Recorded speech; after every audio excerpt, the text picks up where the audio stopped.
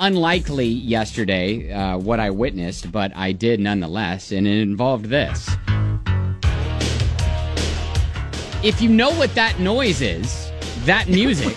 That noise? Yeah, we know. It's Top Gun music, Danger Zone. For sure. Iconic. So I'm in Clifton. I'm having brunch there at Silver Dollar, and my wife and I were leaving, right? It's about 3 p.m, all right? And so we're driving down Frankfort Avenue. It's raining. And lo and behold, in his full Maverick jumpsuit, aviators on, riding a bike was the embodiment of Tom Cruise Maverick, a.k.a. Top Gun, on his special walk of shame.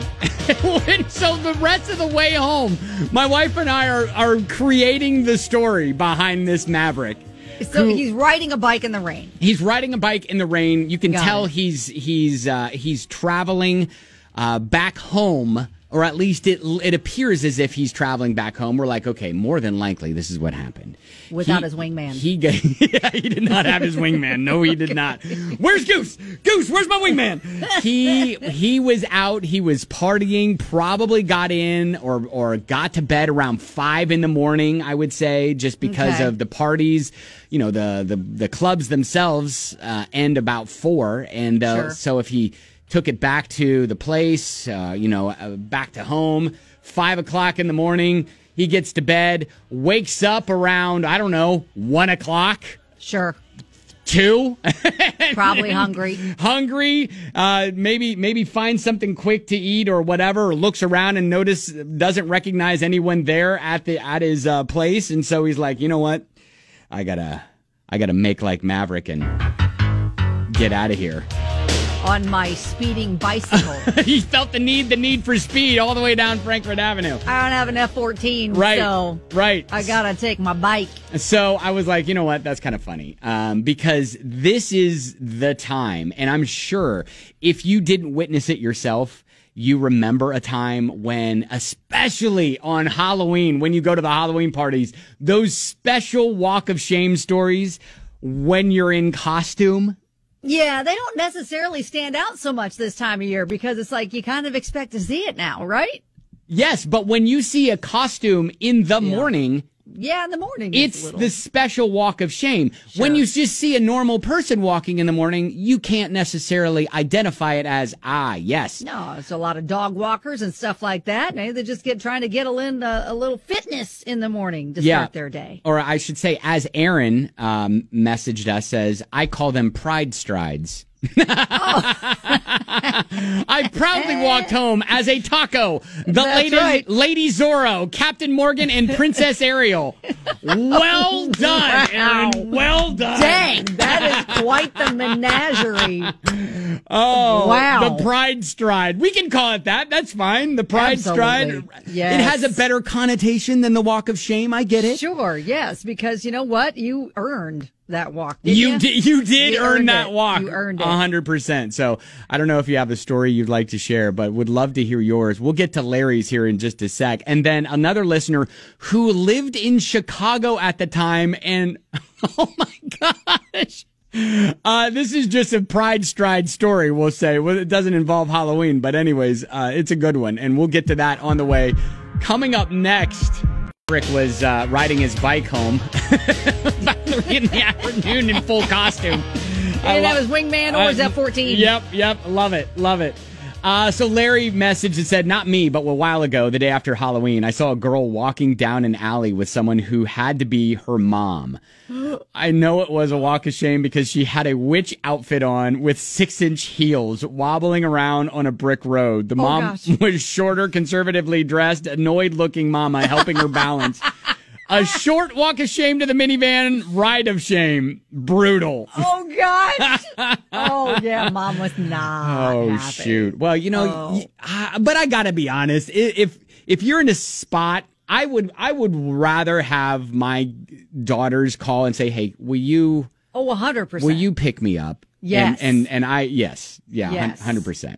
And I'll wait until they're sober to give them a stern talking to.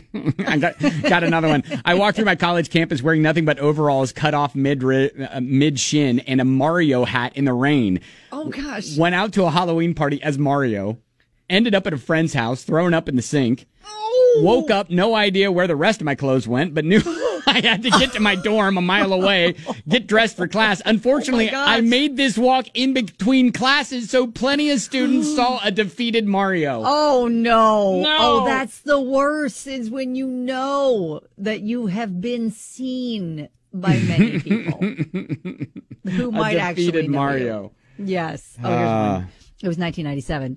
I was a sophomore in college. I went as Posh Spice for Halloween. Mm-hmm. Most people thought my friends and I were dressed as, oh my gosh, prostitutes. Mm-hmm. The walk of shame the next morning was the Saturday of Parents Weekend. The costume was fully intact as I stumbled home in a sheer purple sparkle shirt, black miniskirt, knee-high silver glitter platform boots, estimated heel height 5 to 6 inches. Wow. Yeah. Like that. Well done. Parents Weekend. Well done. Parents Weekend. This is probably my favorite. The Walk of Shame, pride stride stories, if you will. When I lived in Chicago, decided to stay all night at my friend with Benny's house. Oh, I was like, who's Benny? All right, I get it. All right. Friend with Benny's house. Got it. Got it. I wasn't thinking about the fact that the Chicago Marathon route went right in front of my apartment building. Oh, gosh. Found myself on the opposite side of the street from my building, unable to cross due to the constant runners. I asked an officer how I could get across. He said, well, you're going to have to wait for a small break and run with them until you can get to the other side. Oh, come on now. So I waited until there was a slight clearing in the number of runners and ran out into the street. There I was, running with the marathoners in my high-heeled boots and miniskirt I had on the night before. I only had to run with them a few feet to make it across, but it was embarrassing. Oh, wow. Oh, shoot. That would be a sight. Well Can you done. Imagine the runners next to her as she's jumping in going, what the heck? I mean, you know, at that point, you just got to be like clapping, like, hey, right, all right, yes. You know, well done, well done. Or you could be like next to somebody who's super like into following rules. Like, hey, you can't just jump in the middle of the race. You got to start from the beginning. What do you think you're doing? Like, could throw them all off. And thank goodness none of that happened. I was just thinking worst case scenario. Thank you for the stories there. The walk of shame, the pride strides. As you wake up this morning, maybe, I mean, it might be awkward, though, to see a Princess Ariel walking from her dorm to another dorm here this morning. Or you know what? I'm a little disappointed. I'm probably not going to see any of that. Yes, out in my neighborhood. You're right. I'm probably not going to see any of that.